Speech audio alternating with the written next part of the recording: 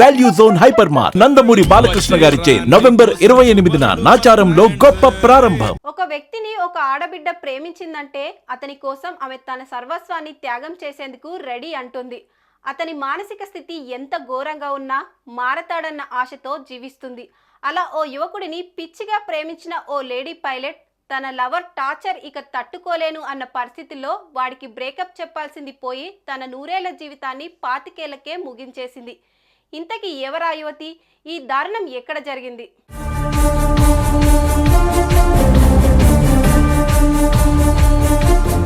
ఇదిగో ఈ ఫోటోలో కనిపిస్తున్న ఈ అమ్మాయి పేరు సృష్టి. ముంబైలోని హైవే పోలీస్ స్టేషన్ పరిధిలోని ఓ అపార్ట్మెంట్లో ఉంటుంది.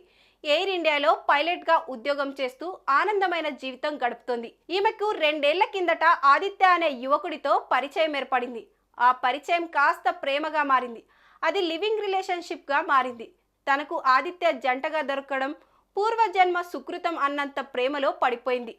తల్లిదండ్రులతో తన ప్రేమ గురించి చెప్పి అతని ఇల్లాలిగా మారిపోయి ఆనందంగా జీవించాలని కోరుకుంది.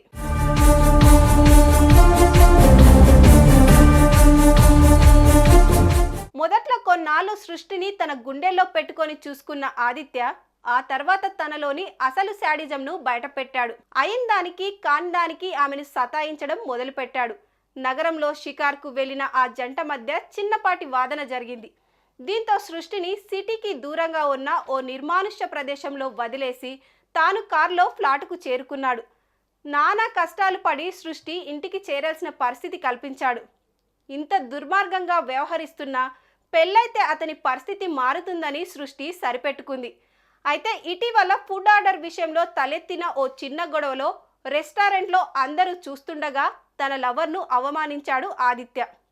అక్కడ నుంచి కోపంగా తన ఫ్లాటుకు చేరుకున్నాడు. ఆ వెంటనే ఆమె వాట్సాప్ నంబర్ను బ్లాక్ చేశాడు.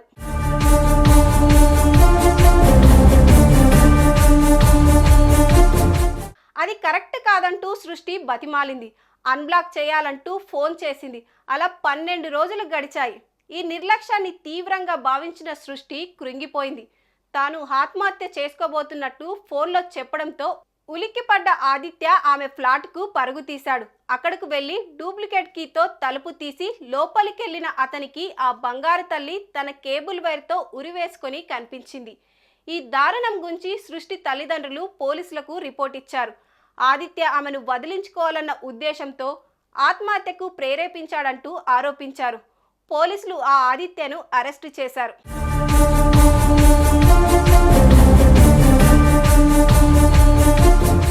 లక్ష్మీదేవిలా కలకలలాడుతున్న ఆ యువతి మీద ఆదిత్య అంత క్రూయల్గా ప్రవర్తిస్తూ రావడం వెనుక అతనిలో దాగి ఉన్న సైకోయిజమే కారణమా? ఇంతగా టార్చర్ చేస్తున్న అతనే కావాలని కోరుకున్న ఆ బంగారు తల్లి అమాయకత్వమా? ఈ విషాదానికి దారి తీసిన అసలు కారణమేంటి అన్న కోణంలో పోలీసులు దర్యాప్తు సాగుతోంది.